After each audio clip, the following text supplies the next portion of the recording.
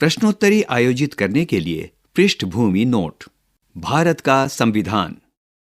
हमें अपने संविधान को युवा शिक्षार्थियों से परिचित कराते हुए गर्व का अनुभव हो रहा है।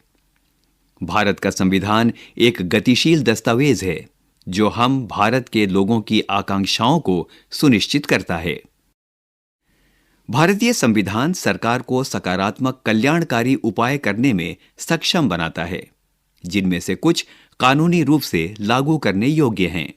यह गतिशील दस्तावेज नियमों और विनियमों पर केंद्रित है और सरकार को समाज के सामूहिक भलाई को शक्ति भी देता है। भारतीय संविधान को 26 नवंबर 1949 को अपनाया गया था। इसका कार्यान्वयन औपचारिक रूप से 26 जनवरी 1950 को शुरू हुआ। संविधान दिवस मनाने का महत्व। संविधान दिवस समारोह की शुरुआत में एनसीईआरटी द्वारा छात्रों के लिए ऑनलाइन प्रश्नोत्तरी प्रतियोगिता आयोजित की जाएगी। यह छात्रों को संविधान की प्रस्तावना, मौलिक अधिकारों और कर्तव्यों, राज्य के नीति निर्देशक सिद्धांतों आदि से परिचित कराएगी। यह प्रश्नोत्तरी बच्चों को हमारे संविधान के निर्माण के इतिहास और इसके निर्माण में शामिल प्रतिष्ठित लोगों से परिचित कराने में मदद करेगी। यह हमारी आने वाली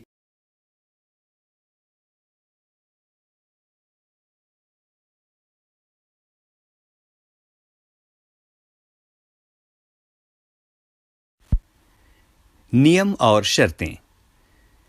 यह प्रश्नोत्तरी एनसीईआरटी द्वारा दीक्षा मंच का उपयोग करके प्रशासित की जा रही है।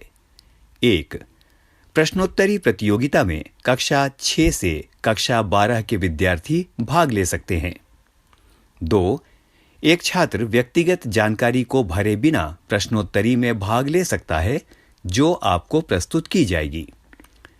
यदि आप एक छात्र हैं तो सुनिश्चित करें कि इस प्रश्नोत्तरी में भाग लेने के लिए आपके पास माता-पिता या अभिभावक की सहमति है। 3. छात्र के माता-पिता या अभिभावक के रूप में आप अगली स्लाइड में प्रस्तुत व्यक्तिगत जानकारी प्रदान कर सकते हैं और जानकारी प्रदान करके आप नीचे दिए गए वर्णित तरीके से उपयोग की जा रही जानकारी के लिए सहमति दे सकते हैं। 4.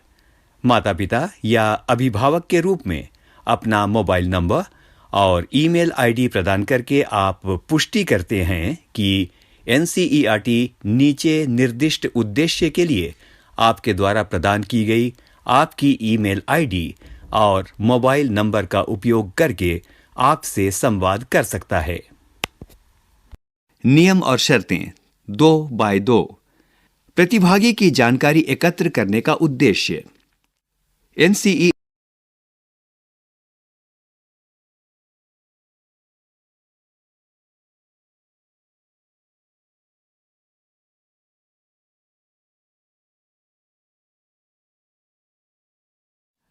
प्रश्न। केंद्र शासित प्रदेशों के संबंध में निम्नलिखित में से कौन सा सही है?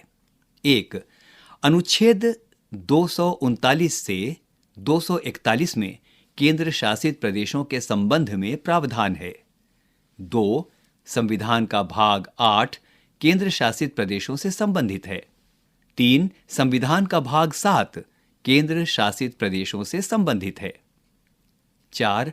अनुच्छेद 238 से 242 में केंद्र शासित प्रदेशों के संबंध में प्रावधान है। नीचे दिए गए कूटों में से सही उत्तर का चयन कीजिए।